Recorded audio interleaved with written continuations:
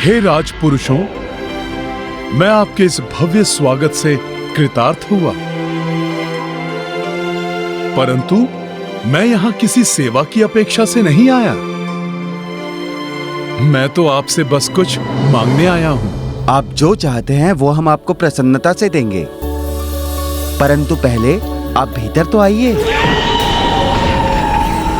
अरे अरे, रुकिए हनुमान, हम आपको ऐसे भीतर लेकर नहीं जा सकते।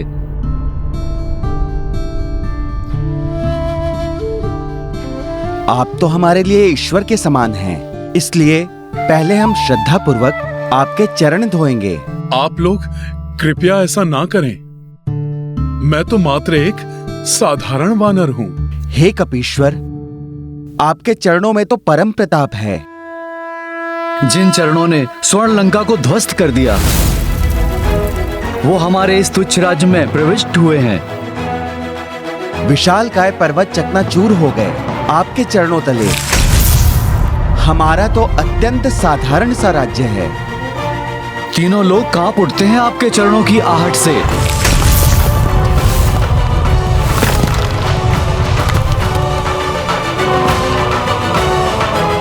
फिर हमारा निवास तो अत्यंत साधारण है। यदि आप हमें अपनी सेवा का अवसर दे रहे हैं तो हमारे राज्य की सुरक्षा के लिए ही सही एक अवसर देने का कष्ट करें। कृपा कर हमें अपने चरण धोने के बहाने इन्हें परखने का ही अवसर दे दीजिए। उचित है।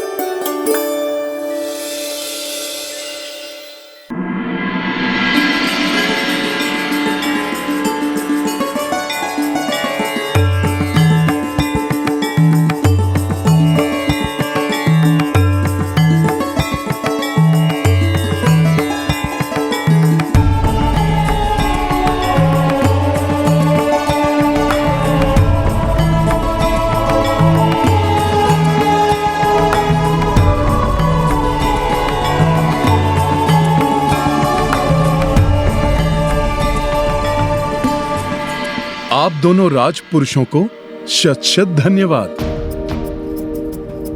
परंतु मैं राम काज पूर्ण किए बिना ये भोजन ग्रहण नहीं कर सकता, और इस कार्य में आप दोनों ही मेरी सहायता कर सकते हैं। आप अपना अश्व मुझे दान कर दीजिए, जिसे मैं सही समय पर अयोध्या पहुंचा सकूं और मेरे प्रभु श्री राम उचित मुहूर्त में अश्वमेध यज्ञ प्रारंभ कर सके।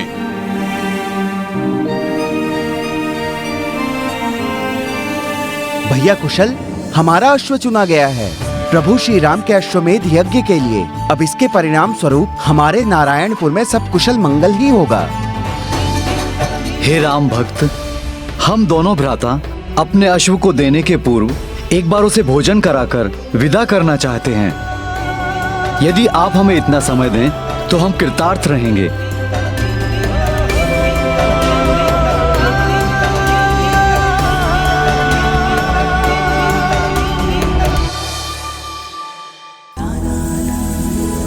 आज मैं स्वयं अपने हाथों से जल लाकर अपने प्रिय अश्व को स्नान करवाऊंगा।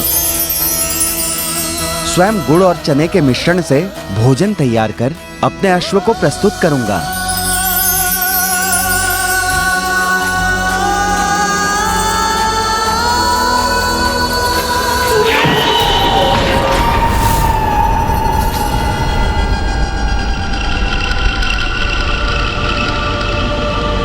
भ्राता, ये हम क्या कर रहे हैं?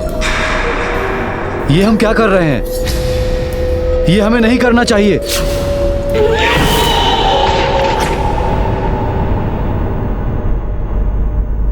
क्या हुआ?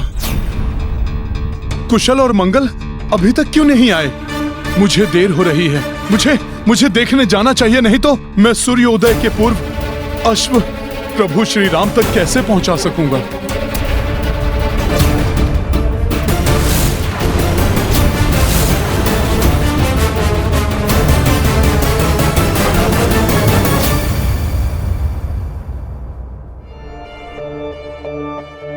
यदि उन दोनों भ्राताओं को हनुमान के प्रति अटूट श्रद्धा है तो अब तक हनुमान को अश्व के साथ लौट आना चाहिए था। गुरुदेव, आप निश्चिंत रहिए, हनुमान अवश्य ही शीघ्र लौट आएंगे।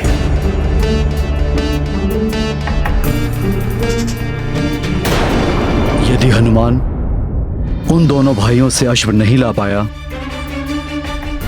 तो कई वर्षों तक यज्ञ का मुहूर्त नहीं होगा।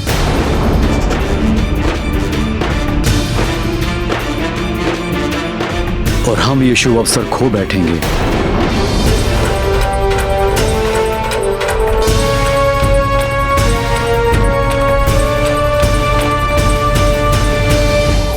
उस वानर को हम ये अश्व नहीं दे सकते। वो तो मुझे कोई बहरूपीय प्रतीत होता है। ये एक छलांग में समुद्र को लांघने वाले हनुमान नहीं हो सकते। हाँ, मुझे भी ऐसा ही प्रतीत होता है। हनुमान जी ने तो आवश्यकता पड़ने पर पर्वत उठा लिया था। यदि वो चाहते तो हमारे इस अश्व को बड़ी सरलता से यहाँ से उठा ले जा सकते थे। उन्हें हमसे मांगने की क्या आवश्यकता थी? शतानन की सेना को हनुमान जी ने तो पूंछ में लपेटकर उठा फेंका था। अगर वो चाहते तो इस अश्व को भी पूंछ में उठाकर ले जाते। हाँ हाँ, प्रभु श्री राम का नाम लेकर सभी का संकट हरने वाले हनुमान जी के लिए, राम कार्य के लिए इस अश्व को यहाँ से लेकर जाना कौन सी बड़ी बात है?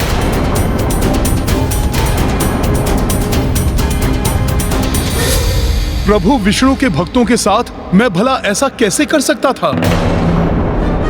ये तो मात्र मैं उन राक्षसों के साथ ही ऐसा कर सकता हूँ जो अधर्म के मार्ग पर चलते हैं।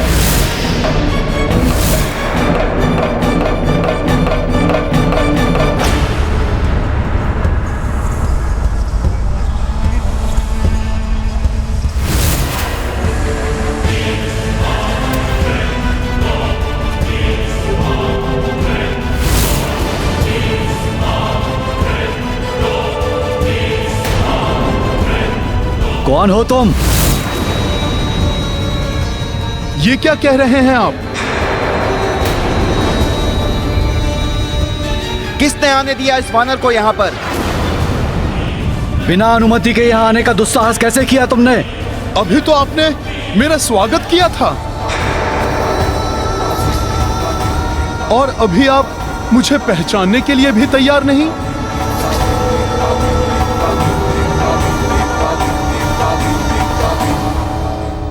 सैनिकों, पकड़ो इसे और बाहर निकालो इस बहरूपीय को।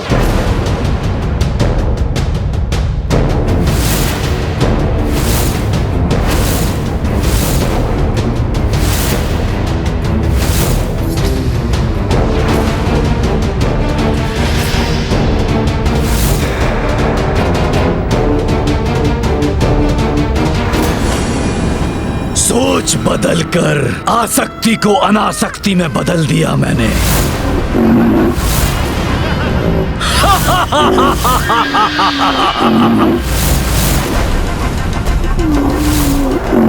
बहुत चतुर है ये वानर, बहुत चतुर।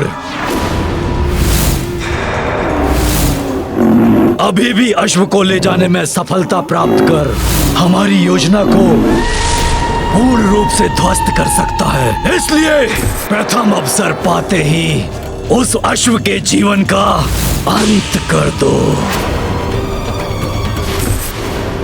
ना रहेगा बांस और ना बजेगी बांसुरी। अकस्मात ही इनके विचार कैसे परिवर्तित हो गए? अवश्य ही ये निकुंभ ने किया है। महाराज कुशल, महाराज मंगल, ये आपको भी ज्ञात है कि मैं हनुमान ही हूँ।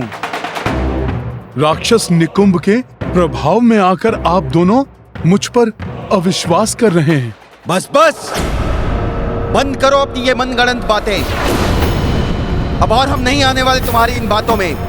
ये बातें मनगढ़ंत नहीं हैं। निकुंभ अपनी मायावी शक्ति से किसी के भी विचारों को प्रभावित कर सकता है। यही है उसकी नवीन रणनीति। उसी ने आप दोनों के मन में मेरे प्रति अविश्वास जागृत किया है। बस बस, मुझे तुम पर तनिक भी विश्वास नहीं है। दूर हो जाओ मेरी दृष्टि से। सैनिकों, बाहर निकाल दो इस वानर को। जो आ गया महाराज।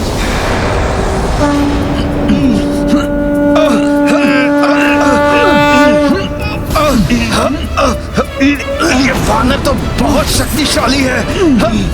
ये वानर तो टस से मस नहीं हो रहा है। ये वानर तो शक्तिशाली है, अपने स्थान से हिल भी नहीं रहा। इसके भीतर जय श्री राम।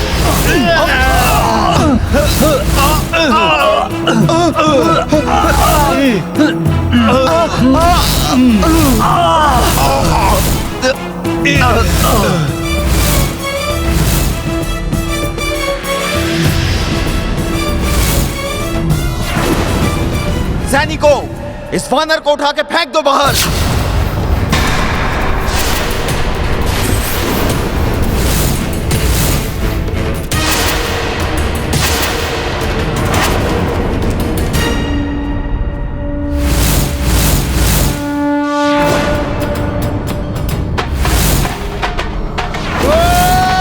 परंतु न्याय और धर्म के अनुसार ही लाना होगा।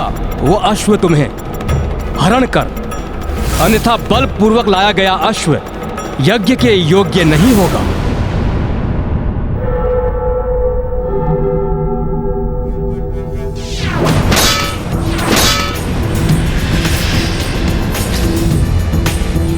मेरा विश्वास कीजिए, मैं यहाँ युद्ध करने के लिए कदापि नहीं आया हूँ। मैं कुछ नहीं सुनना चाहता। सैनिकों, निकाल दो इस वानर को बाहर। मैं सत्य कह रहा हूँ। मैं प्रभु श्री राम का सेवक हनुमान ही हूँ। प्रभु के अश्वमेध यज्ञ के लिए आपका अश्व लेने आया हूँ। इसलिए मैं ना तो युद्ध के लिए अस्त्र उठाऊंगा और ना ही बल प्रयोग करूंगा।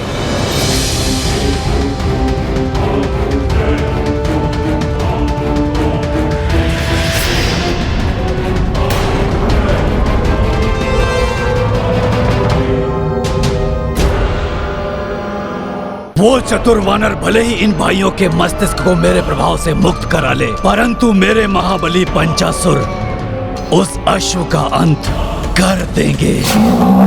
फिर कैसे होगा राम का अश्वमेध यज्ञ? नहीं होगा। पाप का विस्तार होगा, अधर्म की जय होगी।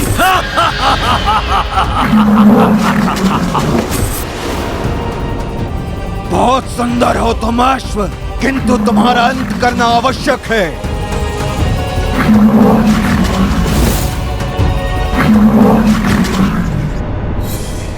वानर इन भाइयों को अपने बात का विश्वास दिलाए, उसके पूर्व ही मुझे अपना कार्य करना होगा।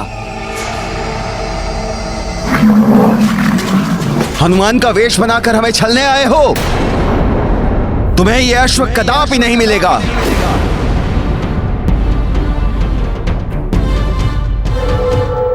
तुम्हें यहां से बाहर निकालने के लिए मुझे नारायणपुर की संपूर्ण सेना का बल प्रयोग भी करना पड़े तो भी करूंगा। सैनिकों,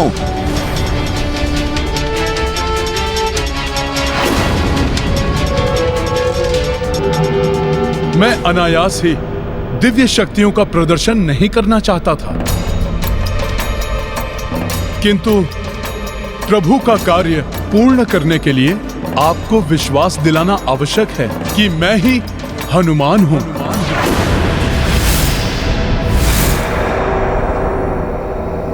जय श्री राम।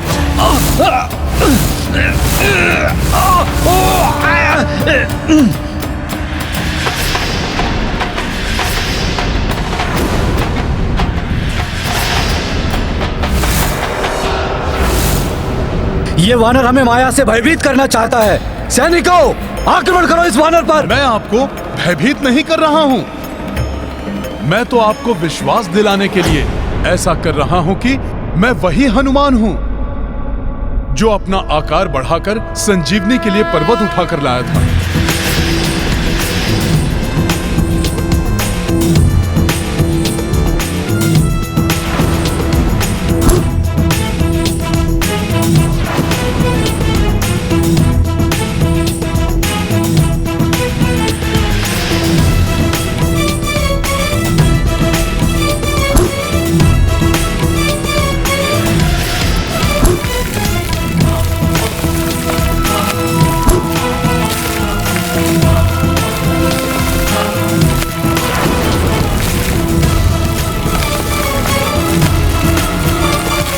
इस प्रकार इसने तो हनुमान की भांति पर्वत ही उठा लिया।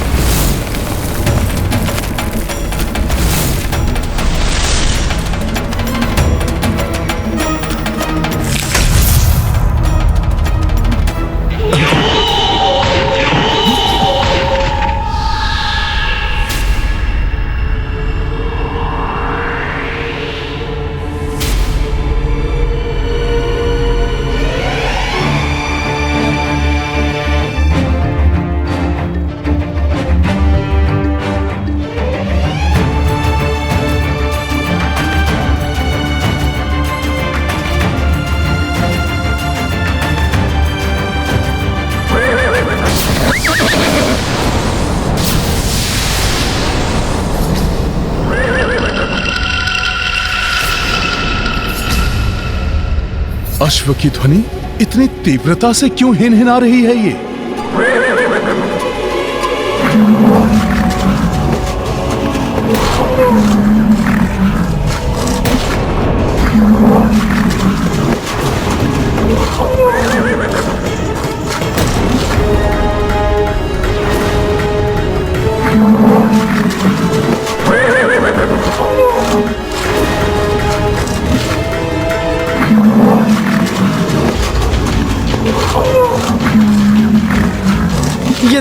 ये दानव कहां से आ गया?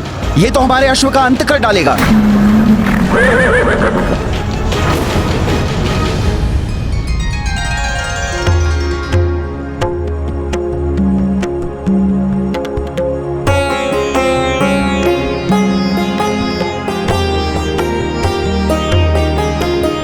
अश्व को वहां स्नान कराना है,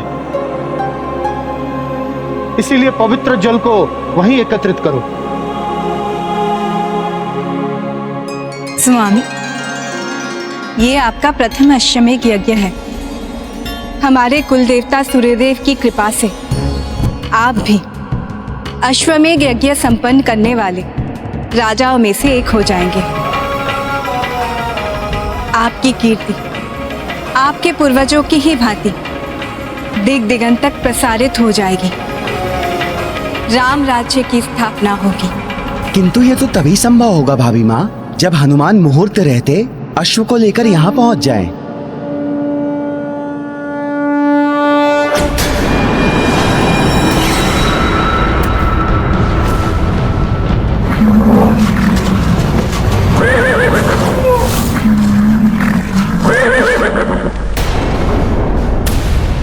अच्छा, तो और भी दानव हैं यहाँ।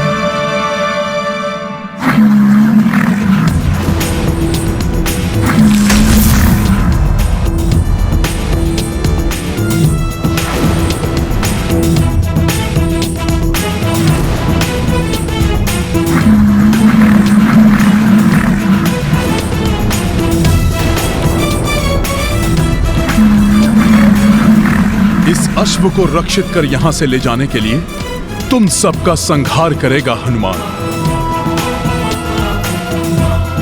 हमें क्षमा कर दीजिए हनुमान जी,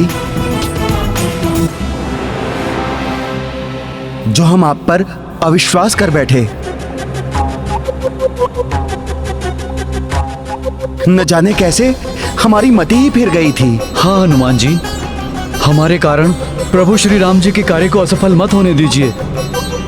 अन्यथा इस पाप के भागी बनकर हम जी नहीं पाएंगे।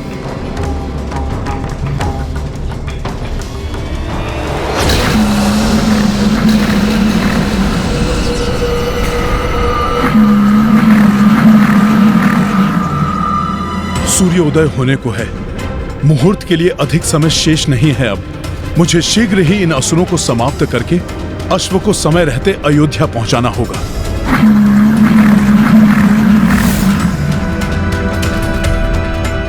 अश्व के जीवन का अंतिम समय आ गया है।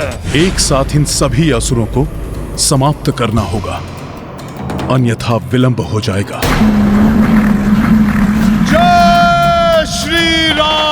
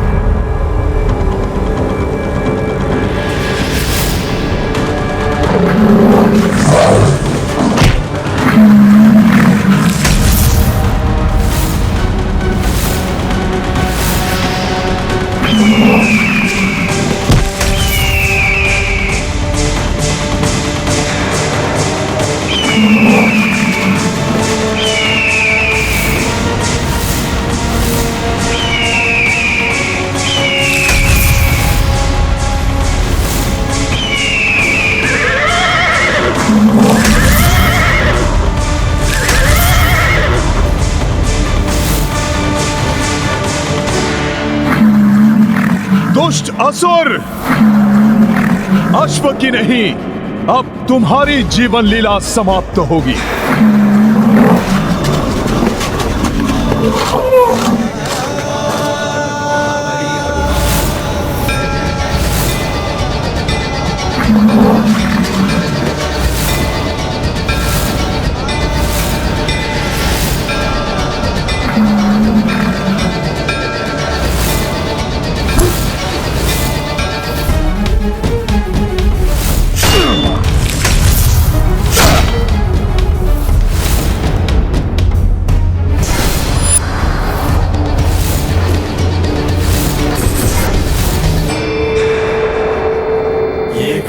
महाबली हनुमत की, रुचिकर लीला राम भगत की। जय जय जय रघुनंदन राम, जय जय जय महाबली हनुमान।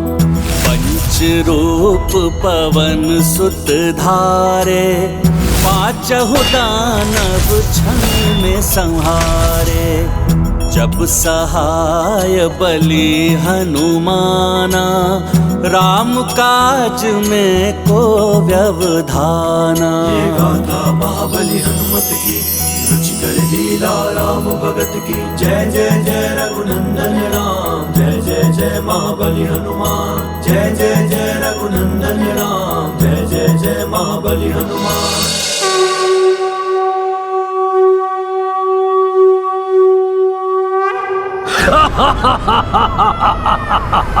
आश्चर्य, मेरे महादानवों का वध कर दिया इसने, मेरे महादानवों का।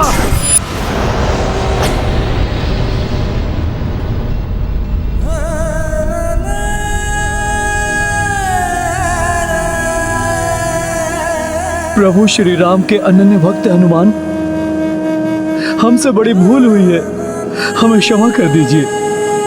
इससे पूर्व कि कोई और अनिष्ट घट जाए, या हमारी बुद्धि को कोई फिर से प्रभावित करे। आप श्री राम के कार्य हेतु इस अश्व को ले जाइए हनुमान जी। इसमें आप दोनों का कोई दोष नहीं है। ये सब राक्षस निकुंभ ने किया है।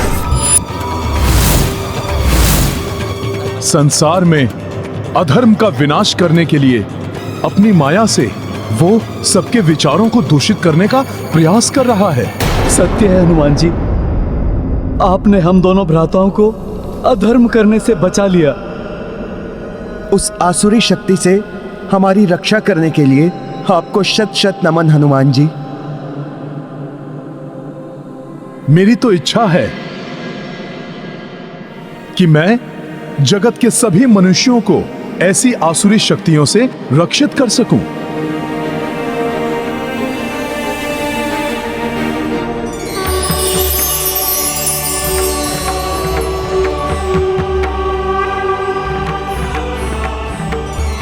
प्रणाम ब्रह्मदेव। हनुमान, तुम तो सदैव से ही सबके संकट मोचन रहे हो। तुम्हारी इच्छा अवश्य पूर्ण होगी। मैं सृष्टिकर्ता ब्रह्मा ये विधान करता हूं कि अब से जिस भी घर एवं नगर के द्वार पर श्री राम का नाम लिखा होगा एवं तुम्हारे पंचमुखी रूप की प्रतिमा होगी, वहां कोई भी बुरी शक्ति या राक्षसी सोच प्रवेश नहीं कर पाएगी और तुम्हारी पंचमुखी प्रतिमा घर की 5 दिशाओं से रक्षा भी करेगी। जय श्री राम। ये गाथा महाबली हनुमत की, रुचिकर लीला राम भगत की। जय जय जय रघुनंदन राम, जय जय जय महाबली हनुमान। ब्रह्मा दिए हनुमत आसीसा, पंचमुखी महिमा हो विशेषा। नारायणपुर घर घर उभरा, पंचमुखी हनुमान का चित्रा। तत्पश्चात कपि सुनो भाई, अश्व हथेली लिए चढ़ाई। जन जन अरु राजा पर नामा, उड़ चले अवध दिशा हनुमाना। ये गाथा महाबली हनुमत की, रुचिकर लीला राम भगत की। जय जय जय रघुनंदन राम, जय जय जय महाबली हनुमान।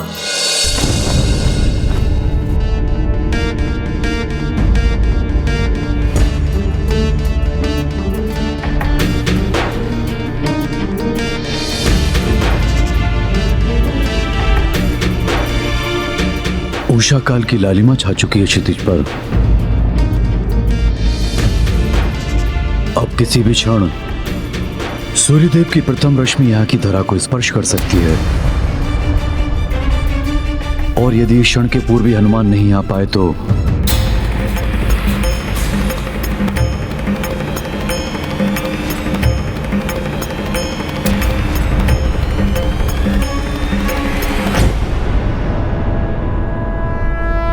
हनुमान आ गए।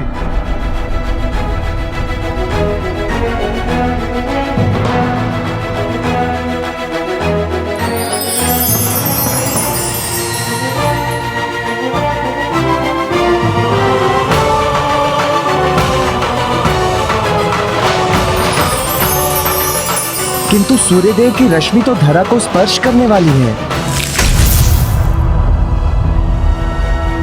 प्रणाम गुरुदेव वशिष्ठ। प्रणाम ऋषि श्रेष्ठ अगस्त्य। कल्याण हो। प्रणाम प्रभु। प्रणाम माता। माता, कहीं मुझे आने में विलंब तो नहीं हुआ ना? पुत्र हनुमान, तुम्हारे होते हुए प्रभु के कार्य में विलंब कैसे हो सकता है? माता, ये कार्य भी मैं प्रभु के प्रताप से ही पूर्ण कर पाया। अब प्रभु के अश्वमेध यज्ञ के संपन्न होते ही चहुं ओर धर्ममय सुखमय राम राज्य की स्थापना हो जाएगी। माता, और तब राक्षसी सोच को विस्तारित होने का अवसर ही नहीं मिलेगा। हनुमान, यदि तुम चाहते हो कि सुख में राम राज्य स्थापित हो जाए, तो जब तक अश्व पूजा होती है तब तक तुम्हें जाकर एक और महत्वपूर्ण कार्य करना होगा।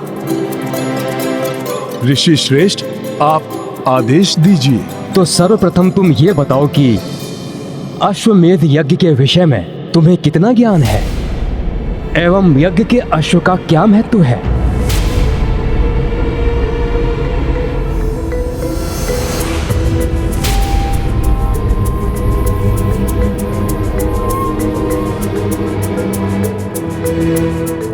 ऋषिवर, जहां तक मुझे ज्ञात है, राजा अपने साम्राज्य एवं प्रभुत्व को विस्तारित करता है।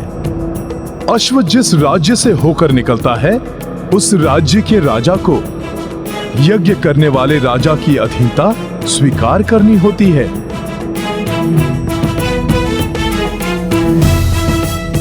किंतु यदि कोई उस अश्व को रोकता है, तो उसे यज्ञ करने वाले राजा की सेना से युद्ध करना होता है। हाँ हनुमान, अंततः इस यज्ञ का लक्ष्य यह है कि समस्त राजा श्री राम की अधीनता बिना युद्ध के ही स्वीकार कर लें एवं राम राज्य में सम्मिलित हो जाएं। और यह तभी संभव हो सकता है हनुमान, जब स्वयं च्यवन ऋषि इस यज्ञ में भाग लें,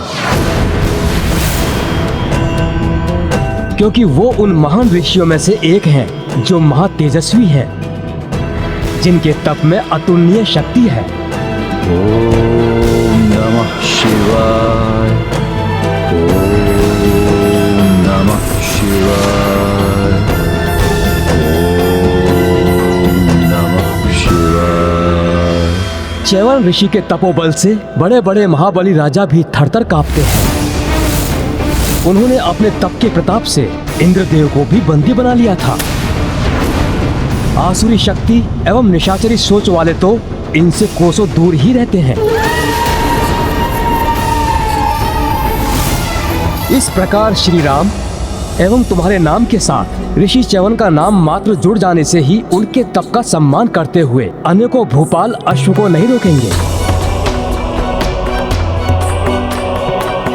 और बिना युद्ध किए ही प्रभु श्री राम के राज्य को स्वीकार कर लेंगे।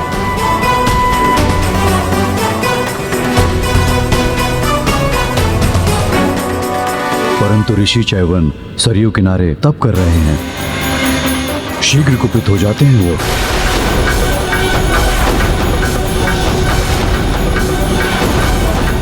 छोटी सी बात पर कठोर से कठोर श्राप दे सकते हैं।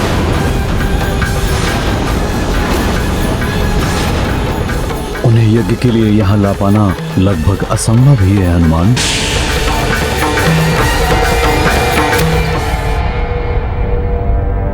गुरुवर, प्रभु का कार्य है, प्रयास तो करना ही होगा मुझे।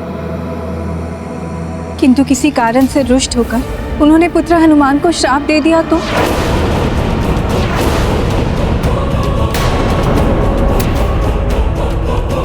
माता, आप चिंता मत कीजिए, मैं ऐसा नहीं होने दूंगा। यदि माता ऐसा कुछ हुआ तो भी मैं प्रभु का नाम लेकर उनके श्राप को भी आशीर्वाद समझकर मैं ग्रहण कर लूंगा।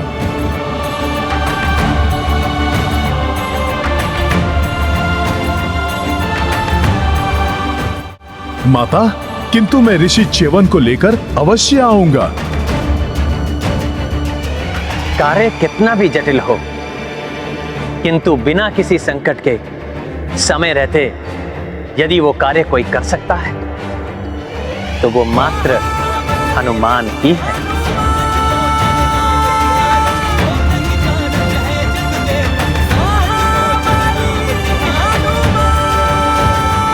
प्रभु, मुझ पर आपका ये विश्वास ही मेरी शक्ति है। अब इस कार्य को सफल होने से कोई नहीं रोक सकता।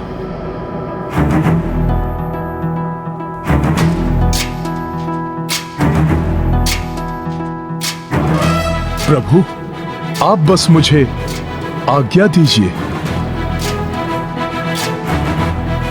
सफल मनोरथ बाबा। वानर वानर वानर या!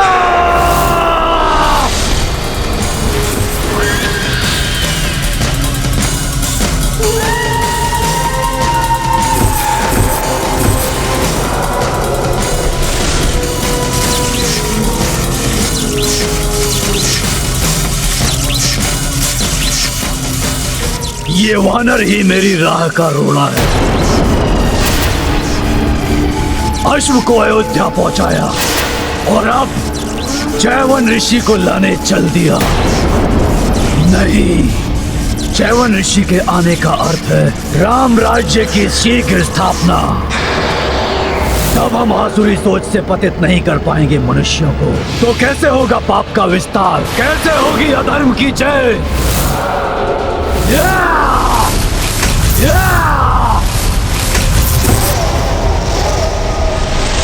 यज्ञ को किसी भी मूल्य पर सफल नहीं होने दूंगा मैं। विघ्न डालना होगा, विघ्न।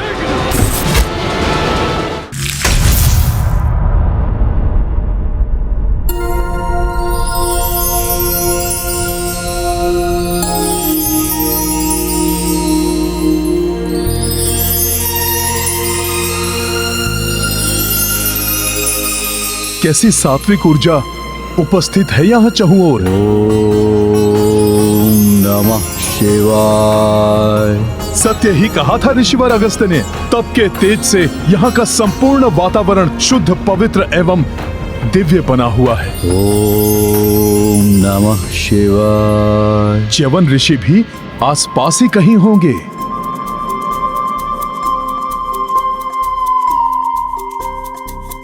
ओम नमः शिवाय।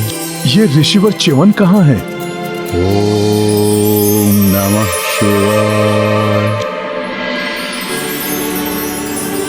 ओम नमः शिवाय।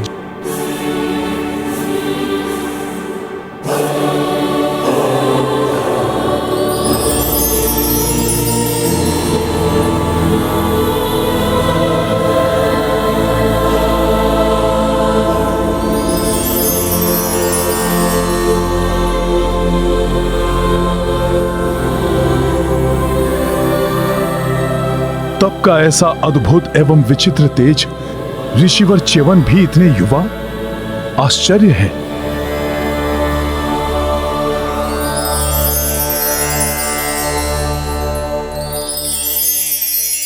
ये क्या, बाहर से तो युवा है किंतु भीतर से वृद्धता भी झलक रही है। ये क्या पहेली है? ये कोई माया है या तप का तेज या फिर कुछ और? वहीं रुक जाओ और निकट जाने का साहस मत करना।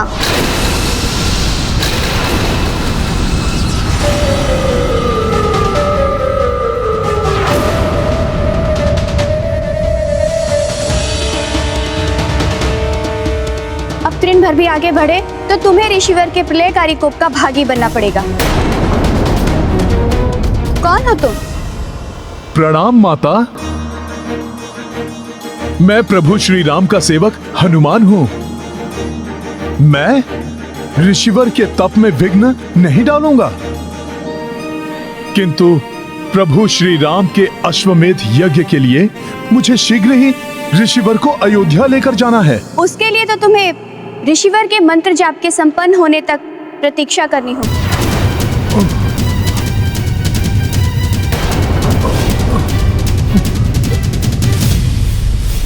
परंतु माता, प्रतीक्षा करूंगा तो अश्वमेध यज्ञ का मुहूर्त ही निकल जाएगा। हनुमान, प्रतीक्षा करने के अतिरिक्त तुम्हारे पास अन्य कोई विकल्प नहीं है।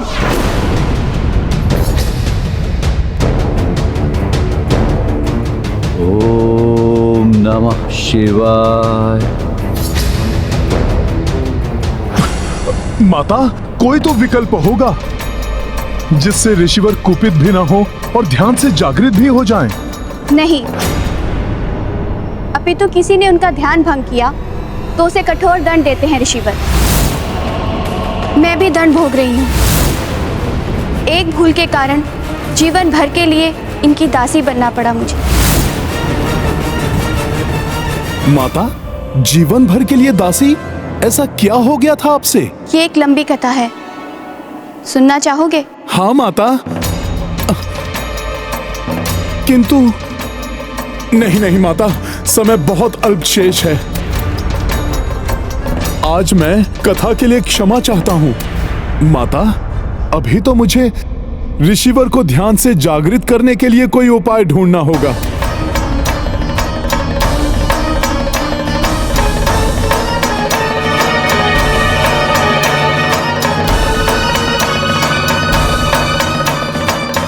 क्या हुआ हनुमान? तुम्हारे मन में कोई जिज्ञासा उठ रही है? जिज्ञासा तो है माता। सैकड़ों वर्षों से जिनके प्रताप के बारे में सुना है, वो देखने में इतनी कम आयु के हैं। देह से युवा प्रतीत हो रहे हैं माता, किंतु तपोबल किसी दृढ़ आयु समान ऋषि के जैसा है। इसकी भी कथा लंबी है, कहो तो सुनाऊं? माता, तब तो आप रहने दीजिए।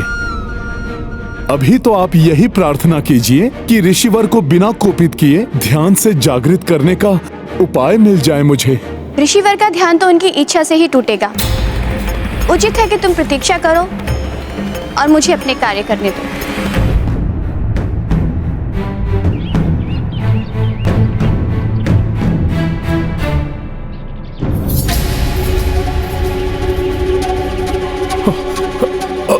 माता, माता, माता, माता, जल लाने में मैं आपकी सहायता करूं?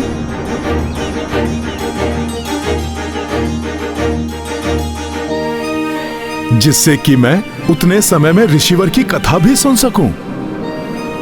कदाचित ऋषिवर की कथा सुनने से ही कोई ऐसा उपाय मिल जाए जिससे कि मैं इन्हें ध्यान से उठाकर शीघ्र अतिशीघ्र अयोध्या लेकर जा सकूं। गंगे च यमुने चैव गोदावरी सरस्वती नर्मदे सिंधु कावेरी जलेस्मिन् सन्निधिं कुरु। गंगे च यमुने चैव गोदावरी सरस्वती नर्मदे सिंधु कावेरी जलेस्मिन् सन्निधिं कुरु। अब शीघ्र ही पूर्ण सज्जित किया जाए अश्व को।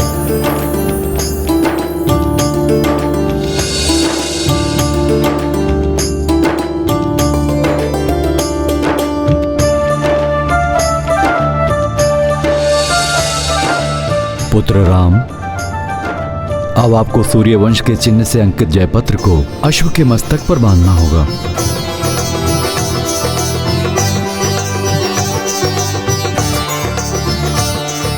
अश्व तो अब दिग्विजय यात्रा के लिए पूर्णतया सज्जित हो गया है, किंतु ऋषिवर च्यवन आने वाले हैं, इसलिए हवन आदि और आगे की विधि उनके अनुसार हो तो उचित है।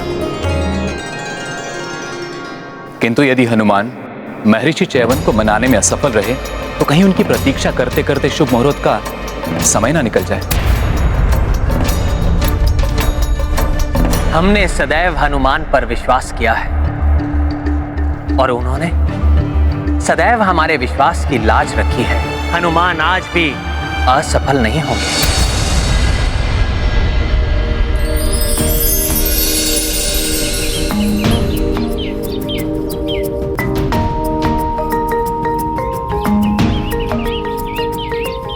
तो तुम कथा सुनना चाहते हो? कहां से आरंभ करूं?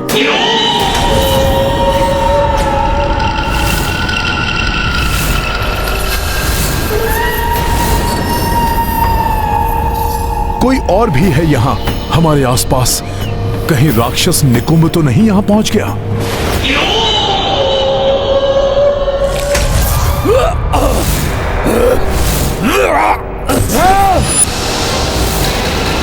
अवश्य ही ये च्यवन ऋषि के तप की ऊर्जा है जो इस क्षेत्र की रक्षा कर रही है। ऋषि, ऐसे ही नहीं जाने दूंगा मैं तुम्हें, और अधिक शक्ति का संचय करके आऊंगा मैं। हनुमान, प्रतीत हो रहा है कि तुम्हें आसपास किसी दुष्ट शक्ति का आभास हो रहा है। हाँ माता, कोई तो दुष्ट आत्मा है यहाँ। उसकी चिंता तुम मत करो हनुमान। ऋषिवर के तपोबल के प्रभाव से कोई भी दुष्ट आत्मा यहाँ नहीं आ सकती। तब तो ऋषिवर के विषय में जानना बहुत आवश्यक है मेरे लिए। कदाचित मेरी समस्या का हल वहीं से निकल आए। उचित है हनुमान। तो सुनो, बहुत समय पूर्व की बात है। ऋषिवर च्यवन कठोर तप में लीन थे। दिन बीते, मास बीते और फिर वर्ष।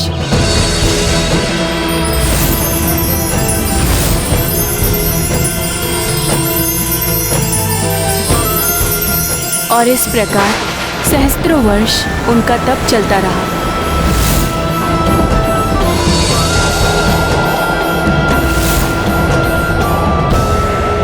समय के साथ ही उनके तप का तेज इतना अधिक बढ़ गया था कि उनके नेत्रों से प्रज्वलित ऊर्जा निकलने लगी।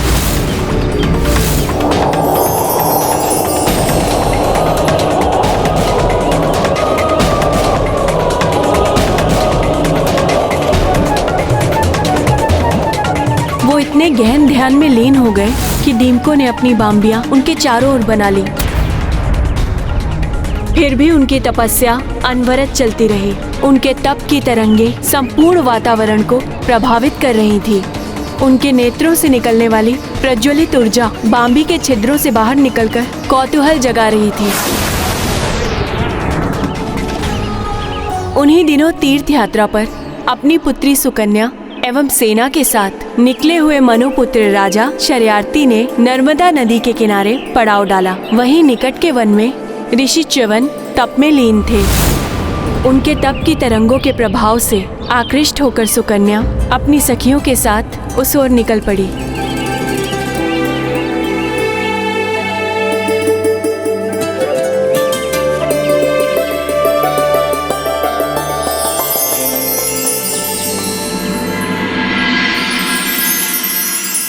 शीघ्र ही राजकुमारी सुकन्या च्यवन ऋषि की देह पर बनी हुई बाम्बियों के निकट पहुंच गई और उनके दो छिद्रों से निकलते हुए प्रकाश को देखकर उसका कौतूहल और बढ़ गया।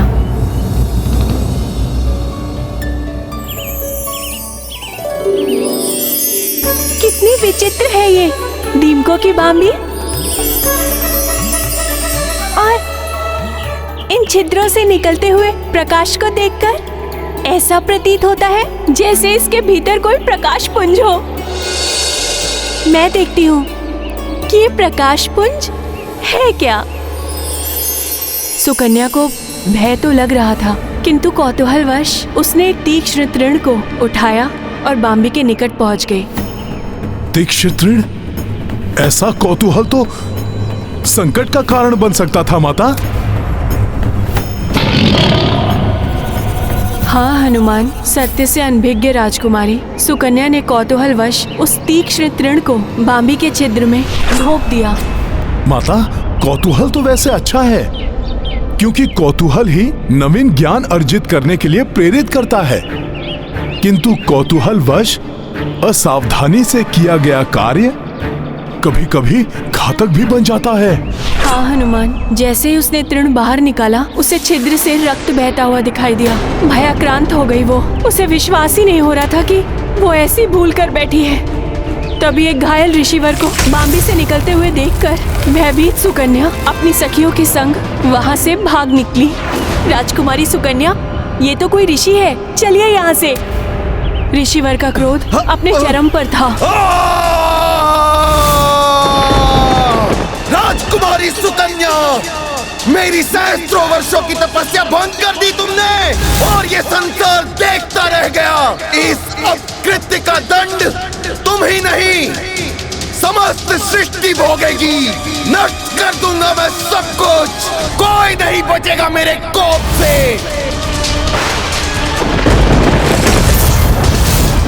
ये तो बहुत ही बुरा हुआ माता। ऋषिवर के क्रोध का ऐसा झंझावात उठा कि सृष्टि के पंचभूत तत्व भी असंतुलित हो उठे। वायु महाप्रचंड वेग से सब कुछ उड़ाने लगी।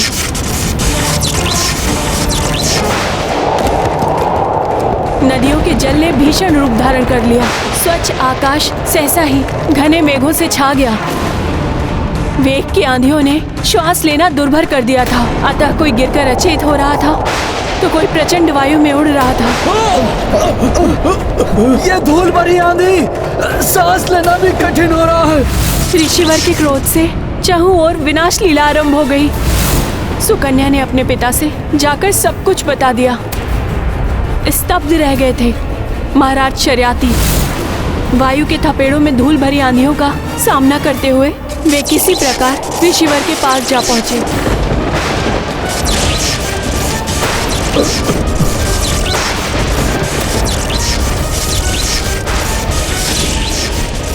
क्षमा ऋषिवर, क्षमा।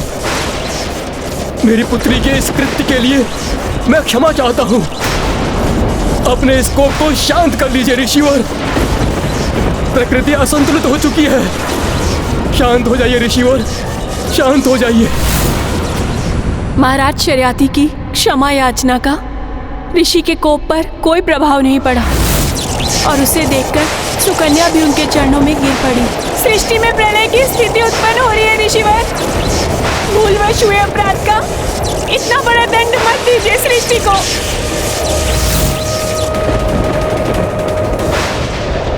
भूलवश किया गया हो या जानते हुए, अपराध अपराध होता है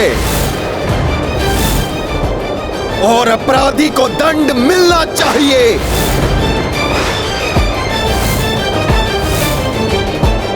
तो मुझे दंड दीजिए। अपराध मुझसे हुआ है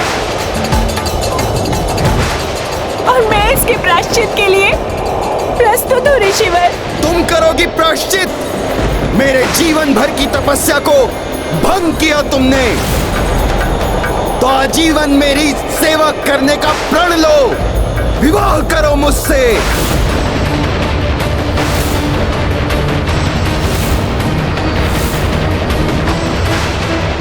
नहीं नहीं, मेरी पुत्री सुकुमारी है और आप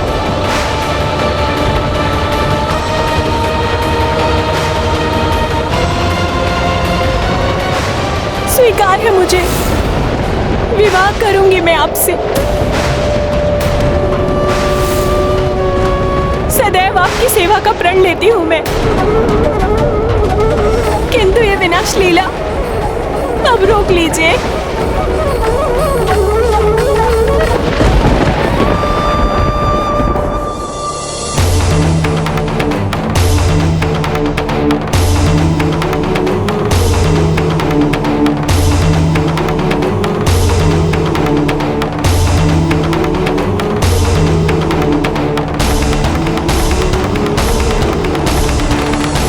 ये तो अनुचित था माता।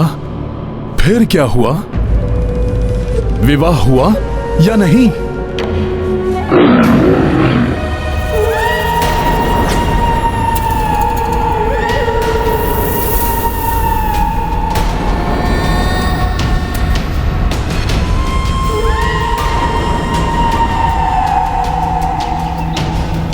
ये ध्वनि अवश्य ही कोई तो है यहां।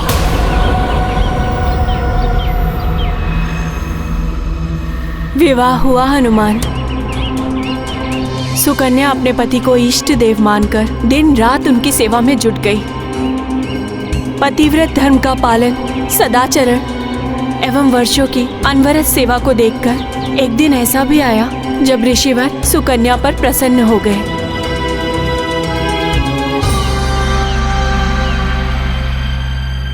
सुकन्या, तुमने श्रेष्ठ धर्म पालन एवं निस्वार्थ सेवा से मुझे प्रसन्न कर दिया, किंतु मुझे दुख है।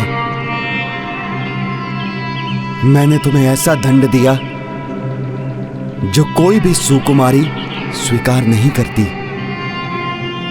तुम सुंदर, तरुणी और मैं एक नेत्र वाला कृशकाय वृद्ध। किसी प्रकार मेरा नेत्र मुझे वापस मिल जाता, मेरी युवा अवस्था लौट आती, तो मैं तुम्हें वो सुख दे पाता जो तुमने मुझे अपनी सेवा से दिया है। ऐसा संभव है ऋषिवर? प्रणाम ऋषिवर। प्रणाम माते। आप? मैं अश्विनी कुमार हूं ऋषिवर। पिताश्री सूर्यदेव और माता प्रभा का पुत्र, चिकित्सा विज्ञान एवं औषधीय शास्त्र से परिपूर्ण आयुर्वेद का विशेषज्ञ हूं मैं आपको ऐसी औषधि प्रदान कर सकता हूं जिससे आपका एक नेत्र एवं आपका यौवन लौट आएगा और आप मुझसे भी अधिक सुंदर और हृष्टपुष्ट दिखाई देने लगेंगे। किंतु प्रतिफल स्वरूप पहले आपको यज्ञ में अन्य देवताओं की भांति मेरे लिए भी हविष्य अर्पण करना होगा, जिससे कि मैं भी देवताओं की पंक्ति में बैठने का अधिकारी बन सकूं।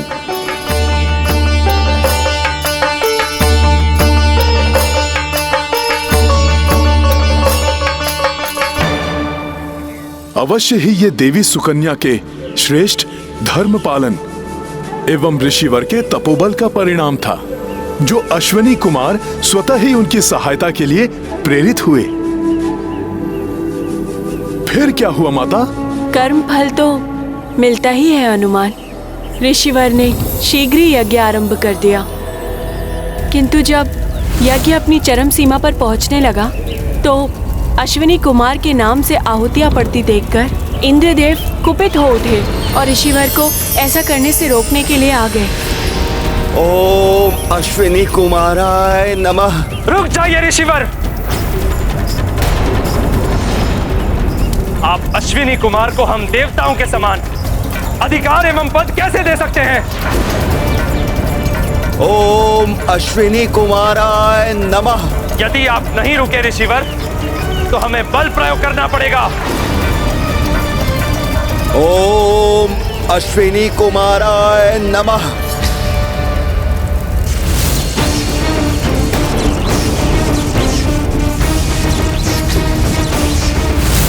ओम अश्विनी कुमाराय नमः। आप ऐसे नहीं रुकेंगे ऋषिवर।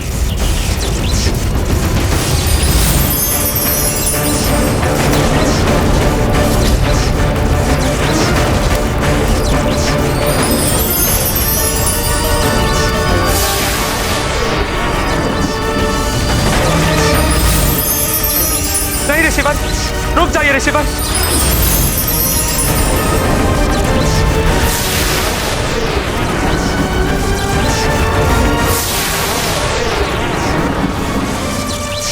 क्षमा ऋषिवर च्यवन, क्षमा।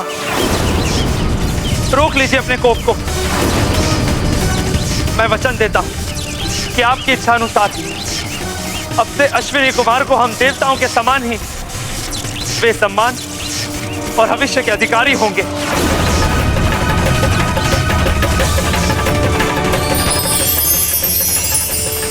शांत हो जाइए ऋषिवर, क्षमा कर दीजिए इंद्रदेव जी को।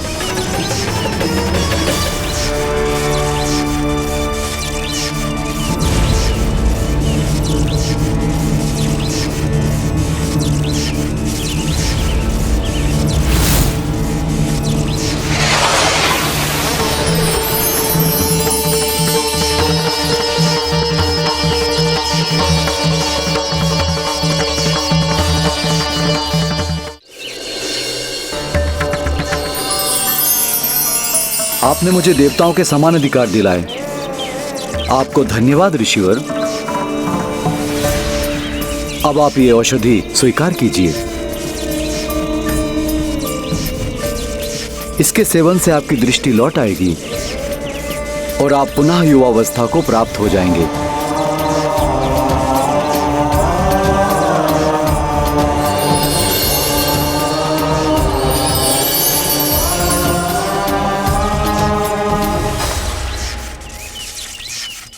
और मैं ये घोषणा करता हूं, भविष्य में ये औषधि आपके नाम से ही प्रचलित होगी। च्यवनप्राश के ही नाम से सब इसे जानेंगे।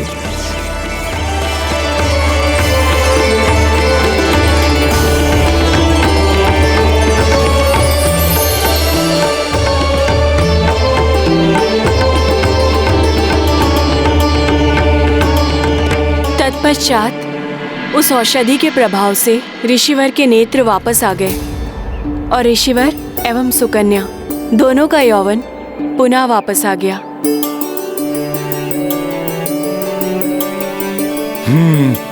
मैं पहचान गया माता, आप ही राजकुमारी सुकन्या है ना?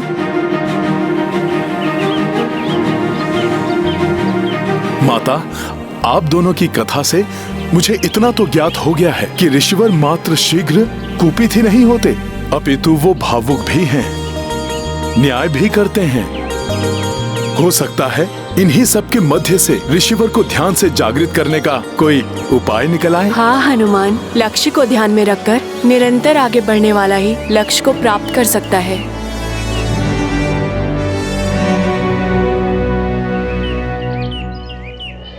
माता, कथा सुनते सुनते हम यहाँ कब पहुँच गए ज्ञात ही नहीं हुआ।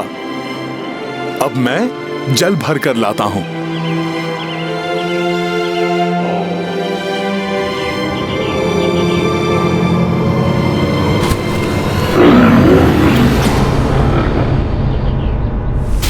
कहीं कोई दिखाई नहीं दे रहा है, कदाचित कोई वन्य जीव हो।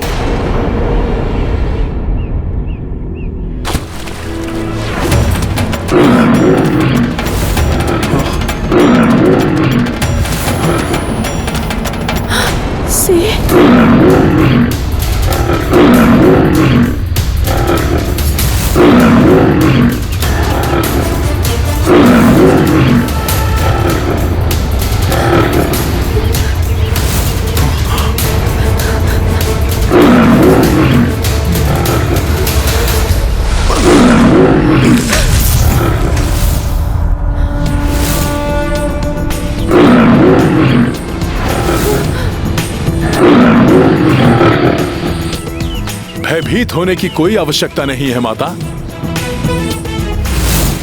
मैं संभाल लूंगा सिंह को। रुक जाओ हनुमान, जीव हिंसा ऋषिवर के सिद्धांतों के विपरीत है, विशेष रूप से वन जीवों की हिंसा के वो पूर्णता विरुद्ध है। इसलिए तुम इस सिंह को आहत मत करना। ये स्त्री मेरा आहार है वानर, इसलिए मेरे मार्ग से हट जाओ, मैं बहुत भूखा हूँ। ऋषिवर च्यवन के सिद्धांतों के अनुसार मैं तुम्हें आहत नहीं करूंगा वनराज, किंतु तुम्हें माता को भी आहत नहीं करने दे सकता।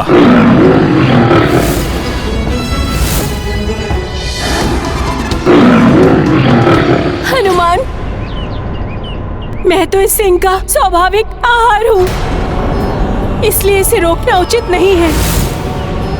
और यदि मेरी देह से किसी जीव की क्षुधा शांत होती है तो ये मेरा सौभाग्य ही होगा। यदि तुमने माता को आहार बना लिया तो ऋषिवर च्यवन की रक्षा कौन करेगा?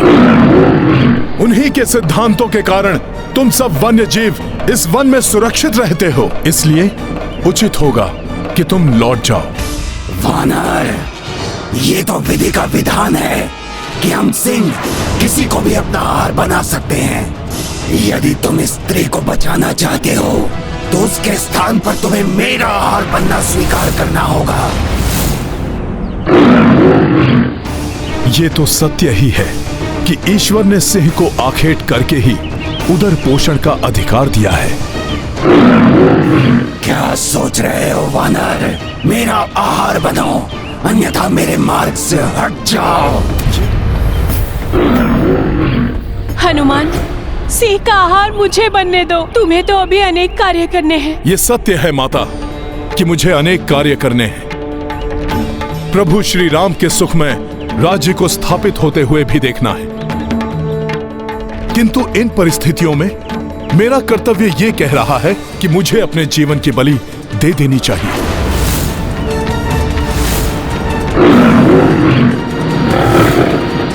नहीं, तुम्हें तो अभी न जाने कितने लोगों को संकटों से बचाना है। संकट मोचन हो तो। क्षमा करें माता, आपको भी तो संकट से बचाना है मुझे। आप बस मेरा इतना ही कार्य कर दीजिएगा। जब ऋषिवर ध्यान से उठें, उन्हें शीघ्र अतिशीघ्र अयोध्या पहुंचने के लिए कह दीजिएगा। कहीं प्रभु श्री राम का कार्य मध्य में ही ना रुक जाए।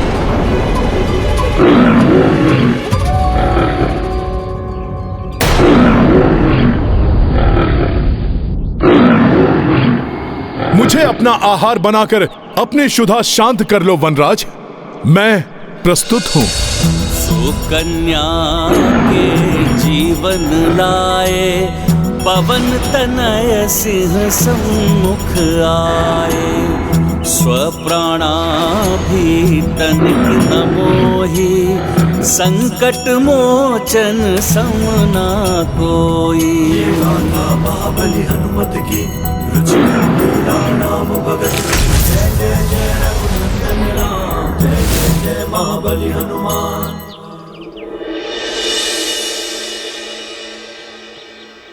उठो हनुमान।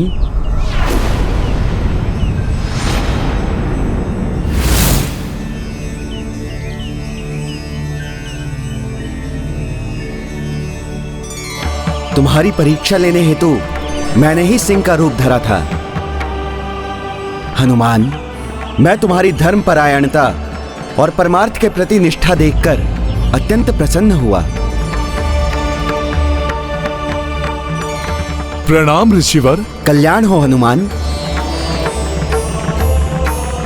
कहो, क्या इच्छा है तुम्हारी? क्या वरदान दूं मैं तुम्हें? मेरे लिए तो यही सबसे बड़ा वरदान होगा ऋषिवर कि आप मेरे साथ अयोध्या चलें और प्रभु श्री राम के अश्वमेध यज्ञ में आप भाग लें। स्वयं प्रभु श्री राम ने मुझे यहां आपको लाने भेजा है। स्वयं प्रभु श्री राम ने अपने इस तुच्छ भक्त को बुलाया है। अब ये भक्त प्रभु श्री राम के आदेश का पालन करने में एक क्षण का भी विलंब नहीं करेगा। प्रभु श्री राम ने अपनी अयोध्या नगरी में अपने भक्त को बुलाकर उसका जीवन धन्य कर दिया है। मैं आ रहा हूं प्रभु श्री राम, मैं आ रहा हूं। अद्भुत है ऋषि च्यवन की भक्ति, विलक्षण है इनका प्रभु प्रेम। सिया राम राम जय राम राम, सिया राम राम जय राम राम, सिया राम राम जय राम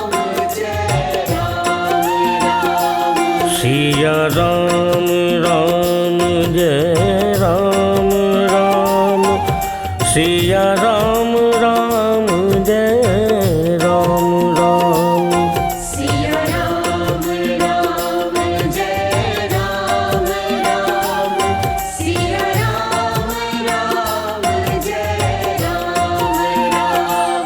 सिया राम राम जय राम राम, सिया राम राम जय राम राम, सिया राम राम जय राम राम, सिया राम राम जय राम राम, सिया राम राम जय राम राम, सिया राम राम जय राम राम, सिया राम राम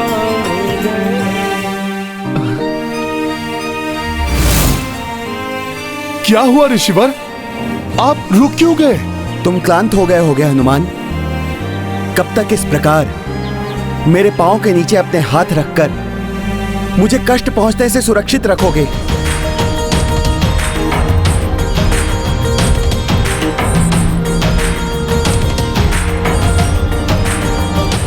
जब तक आप अयोध्या नहीं पहुंच जाते ऋषिवर, आप इतने समय से तप में लीन थे, इसलिए मैं आपकी क्लांत देह को और क्लांत नहीं होने दूंगा।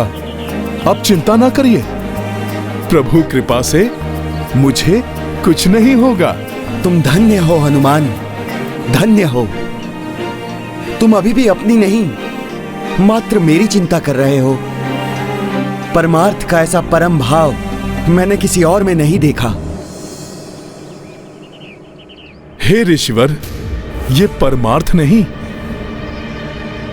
ये तो मेरा परम स्वार्थ है। आप जैसे राम भक्त की सेवा कर मैं तो अपने प्रभु श्री राम की ही सेवा कर रहा हूं। इसलिए यदि आपको आपत्ति ना हो तो आप मेरे हाथ पर विश्राम करते करते चलिए। मैं आपको समय पर अयोध्या पहुंचा दूंगा। उचित है हनुमान, किंतु स्मरण रहे मार्ग में मेरे विश्राम में कोई बाधा नहीं आनी चाहिए। यदि ऐसा हुआ तो मैं उसी क्षण नीचे उतर जाऊंगा।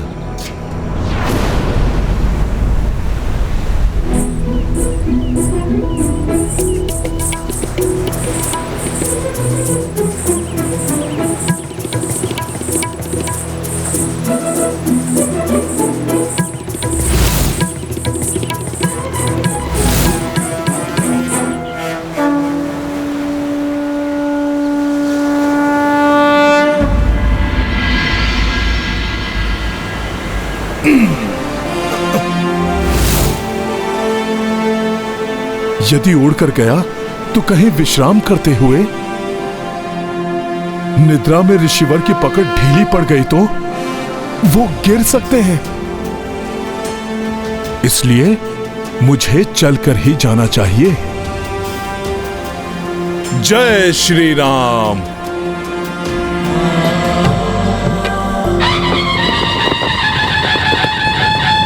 अयोध्या नरेश श्री रामचंद्र की जय।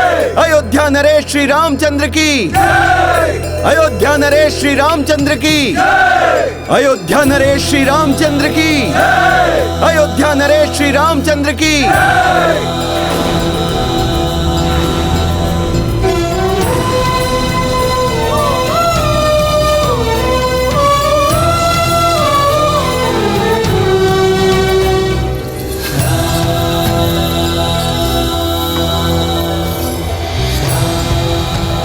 दूर दूर से अनेकों ऋषि मुनि, राजा महाराजा एवं अन्य अतिथि पधार चुके हैं। मुझे विश्वास है शीघ्र ही ऋषि च्यवन को लेकर हनुमान भी आ जाएंगे।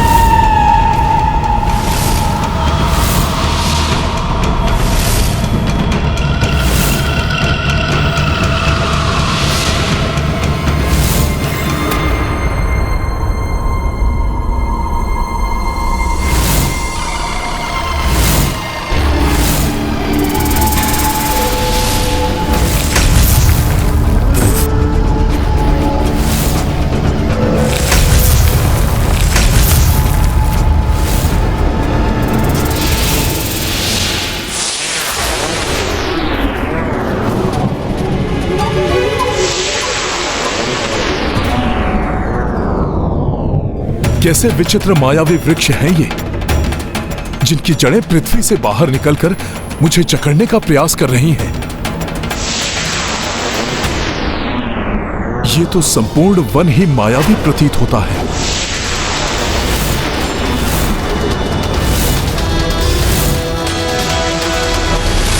इस प्रकार तो ऋषिवर की निद्रा भंग हो सकती है।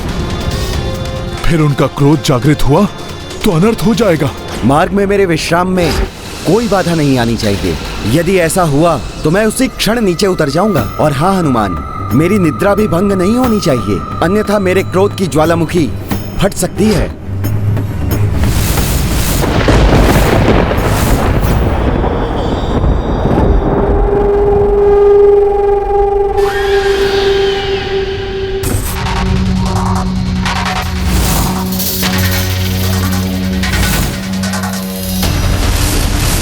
ये तो विकट स्थिति उत्पन्न हो गई।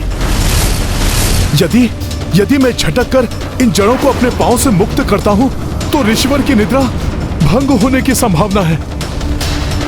और यदि मेरे पांव मुक्त ना हो तो आगे ही नहीं बढ़ पाऊंगा मैं। फंस गया मरकट मेरे मायावी जाल में।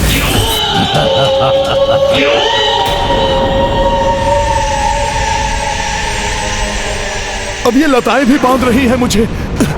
शीघ्र ही मुझे इस संकट निवारण का कोई उपाय सोचना होगा।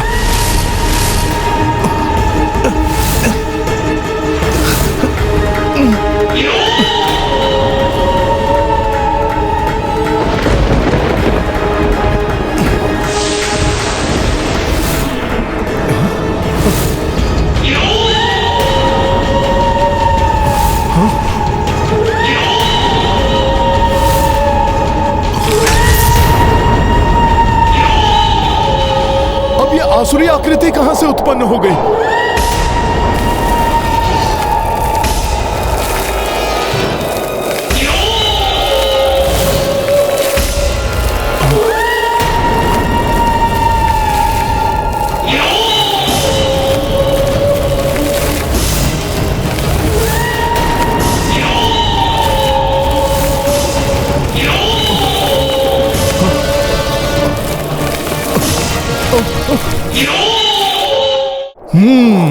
समझ गया,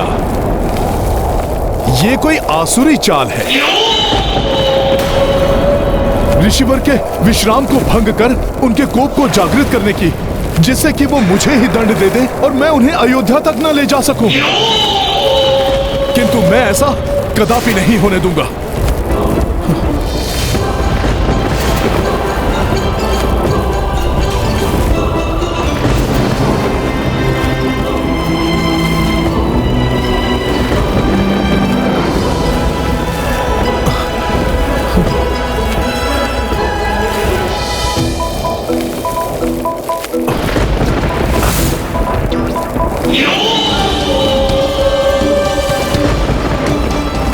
सखा,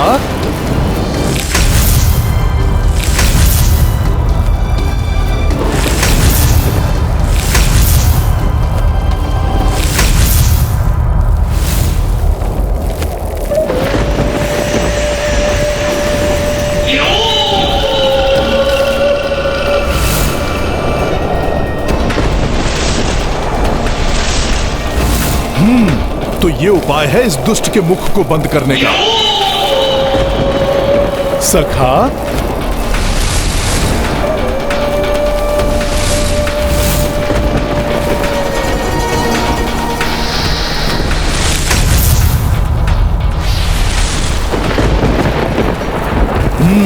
इस आसुरी मुखाकृति से तो छुटकारा प्राप्त हुआ।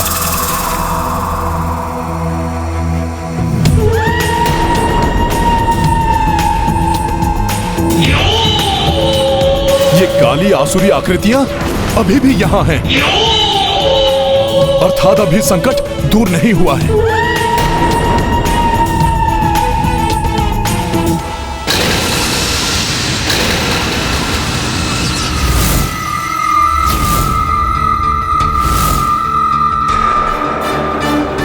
ऋषिवर को आहत नहीं होने दूंगा मैं। सखा,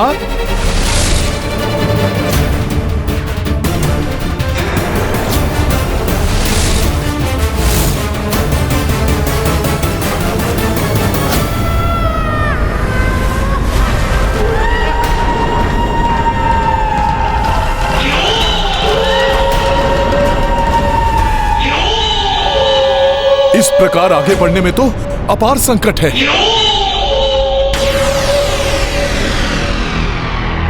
ऋषिवर के प्राण सुरक्षित नहीं है, इसलिए उनकी निद्रा और विश्राम भंग हुए बिना सर्वप्रथम मुझे इन मायावी वृक्ष रूपी संकटों से मुक्ति पानी चाहिए।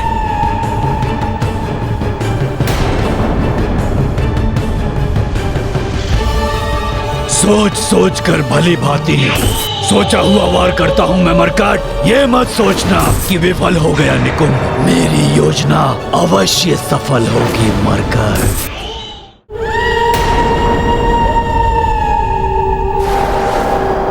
तो दुष्ट निकुंभ अभी भी अश्वमेध यज्ञ में व्यवधान उत्पन्न करने का प्रयत्न कर रहा है।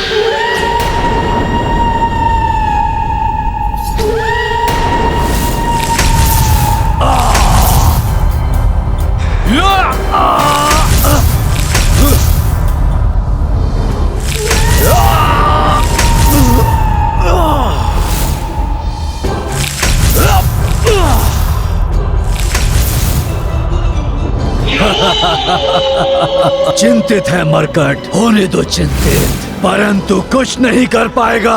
मेरी माया से बच नहीं सकेगा वो। सर्वप्रथम ऋषिवर के विश्राम की उचित व्यवस्था करता हूं, उसके उपरांत ही इन असुरों को मार्ग से हटाऊंगा मैं। सखा,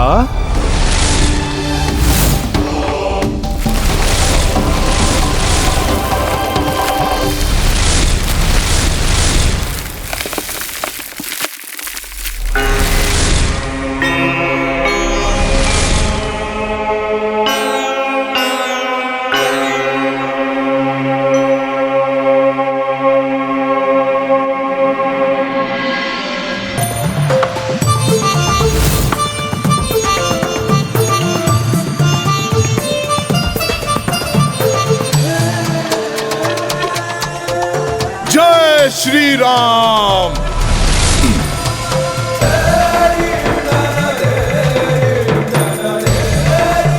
क्षमा कीजिए ऋषिवर, उन दुष्ट असुरों के कारण मुझे अपने हाथ से उतारना पड़ा आपको, परंतु यहां आपकी निद्रा भंग नहीं होगी।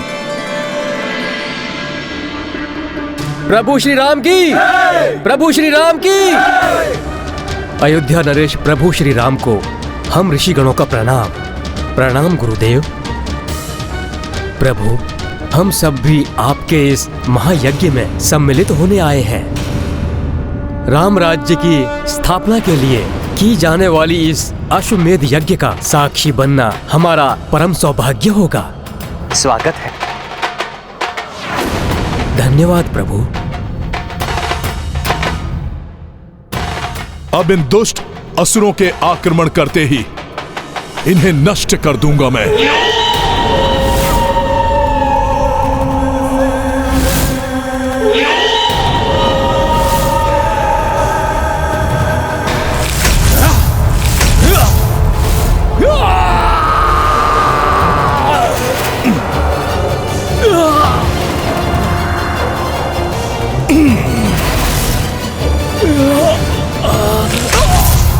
बताओ मुझे, तुम्हारे अन्य सहयोगी कहां हैं?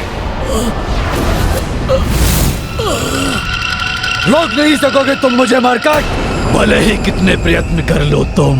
निकुंभ हूं मैं, सहो मेरे असुर सेवकों के प्रहार।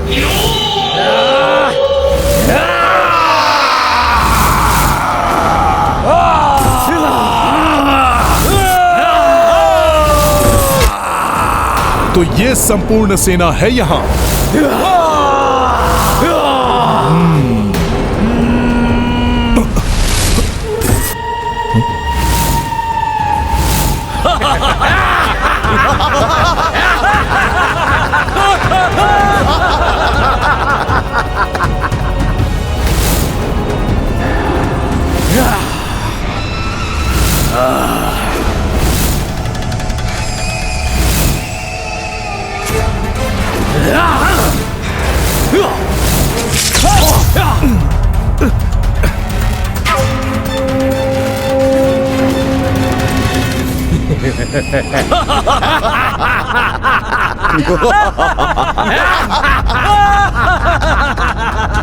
अरे ये क्या है? मेरी दृष्टि बाधित कर दी इन मायावी कड़ों ने। अब तुम यहाँ खड़े रह जाओगे हनुमान, और हम सब आक्रमण कर इस ऋषि का वध कर देंगे। और सब वहां अयोध्या में तुम्हारी प्रतीक्षा करते रह जाएंगे, और यज्ञ का मुहूर्त बीत जाएगा।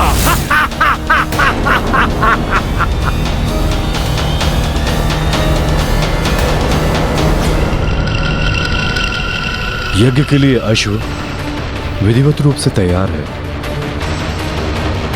अन्य सभी प्रबंध हो चुके हैं, किंतु हमारे पास समय शेष नहीं है।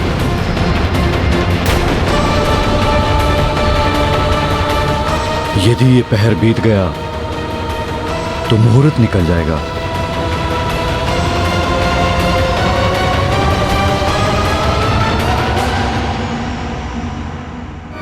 कहाँ है हनुमान?